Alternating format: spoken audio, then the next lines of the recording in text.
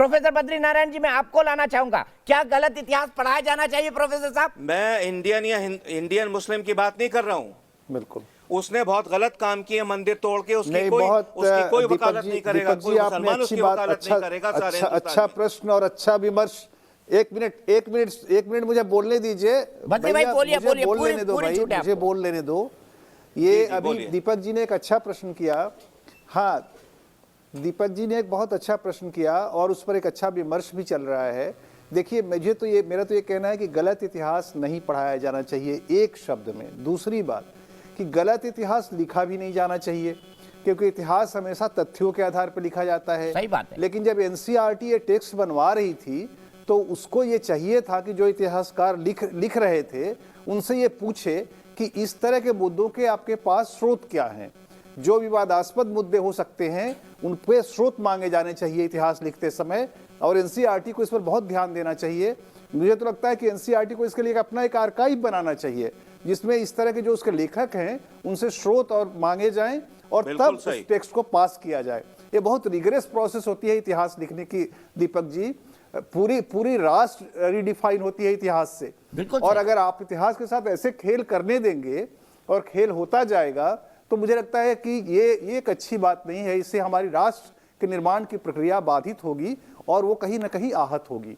तो मुझे लगता है कि इतिहास लिखने की प्रक्रिया को भी एक बहुत ही वैज्ञानिक तथ्यतः बनाना पड़ेगा।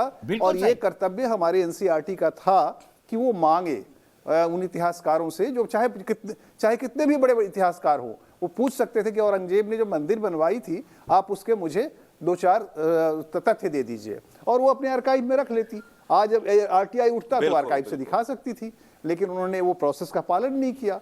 तो ये मुझे लगता है इंडिया में इतिहास लिखने की प्रक्रिया को फिर से पुनर्संयोजित करने की जरूरत है। प्रोफेसर साहब, मैं आपसे समझना चाहूंगा, जितना औरंगजेब को मैंने पढ़ा और जितनी मेरी जानकारी है, मैंने तो कभी नहीं सुना कि औरंगजेब ने किसी मंदिर के लिए कुछ भी किया हो। जजिया कर लगाने के लिए जाना जाता है, कृष्ण जन्मभूमि तोड़ने के लिए जाना जाता है, काशी विश्वनाथ को तोड़ने के लिए जाना जाता है, और एक बहुत ही क्रूर शासक के तौर पर हमने आज तक उसकी हिस्ट्री को समझा है, देखा है। हालांकि किताबों में हमने भी मुगलों को बड़ा महान पढ़ा है कि हमारे देश को बना के गए, जबकि शायद हकीकत उससे कुछ दीगर ही रही होगी। आपको क्या लगता है, क्या औरंगजेब ने ऐसा कोई काम किया जो उसको इतिहास में याद रखा जाए भारतीय संदर्भ में?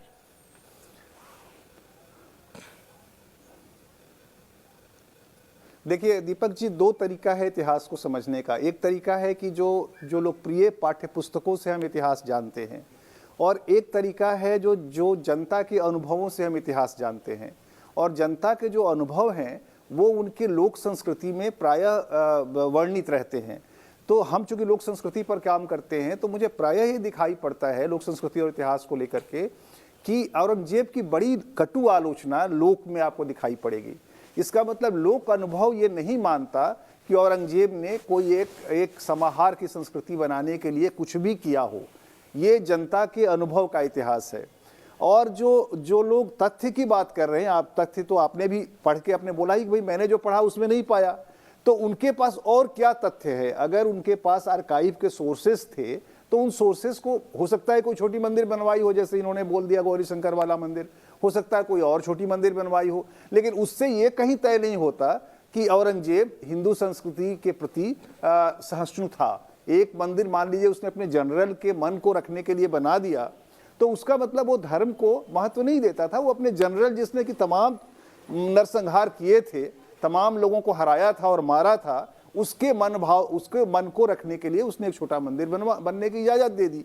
तो वो एक तरह का एकोमोडेशन और एडजस्टमेंट है जो सेनाएं और जो शासक है करता है। तो इससे उसकी समाहार की संस्कृति के प्रति कोई भी कर्तव्य तय नहीं होता।